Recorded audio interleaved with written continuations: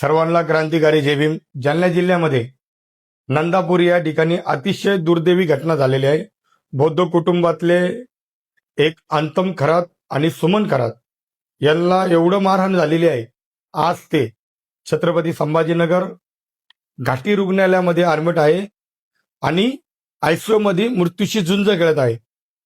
All India पॅन्थरचे जिल्हा अध्यक्ष बंटीभाऊ सदाशिव यांच्या फेसबुकवरून मला असं माहीत पडलं की यांना कशी मारहाण झालेली आणि याचं मागचं कारण काय आहे. अंतिम खरात यांची मुलगी स्वाती खरात हिनी एक विठ्ठल उबाळे पाटील याच्याबरोबर 2021ला प्रेम करून दोघांनी लग्न केलेले आहे. आंतरजातीय लग्न केलेलं आहे. पाटील समाजातली मुलगा आहे आणि बौद्ध समाजातली तरुणी आहे.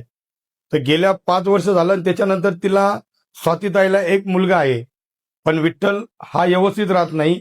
हा अतिशय दारू पितो आणि तिला बेदम मारहाण करतो.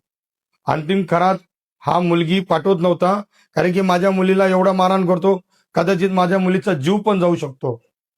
त्यामुळे विठ्ठल उबाळे पाटील यांनी मनात राग धरून म्हणजे त्याच्या सासऱ्याला म्हणजे अंतिम खरातला व सासूला सुमन खरातला एवढं बेदम मारलेलं आहे.